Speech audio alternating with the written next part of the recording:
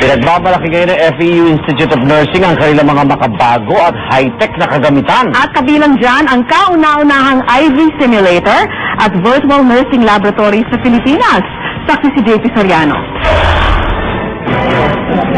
Di na bago ang mga ganitong eksena sa mga pampublikong ospital sa bansa.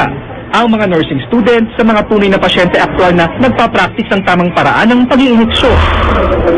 Perform the phlebotomy procedure by interacting with the virtual arm, the virtual equipment.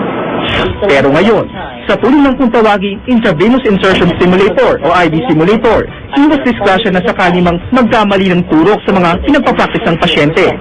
Dito sa FEU Institute of Nursing, kauna-unahang magagamit sa bansa ang IV Simulator.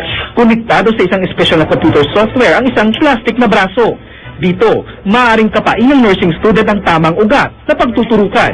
At pag nagkamali, The procedure that's being used by the XP. We are now able to keep on doing it until we perfect the skills without harming anyone.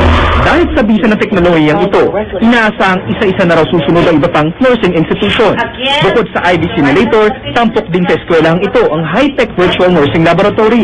Mula sa nurse station, kung saan dadaan muna ang isang tunay na pasyente, hanggang sa mga hospital ward, emergency room, ICU, isolation room, So, because when you're delivering, the baby do not come at out in maternity room kung saan may third-generation mannequins o di kuryenteng mga manika na kunwari nanganganak. ika-clap natin itong dalawa. Bilang yan, may CCTV camera pa ang lahat ng nursing rooms kung saan mapapanood at mapapag-aralan sa iba pang silid ang practical lectures. We are still using it because it is Ang Philippine Nurses Association of PNA welcome ang technology na ito. That says the message is Filipinos are not going to be outdone, outshone, outperformed.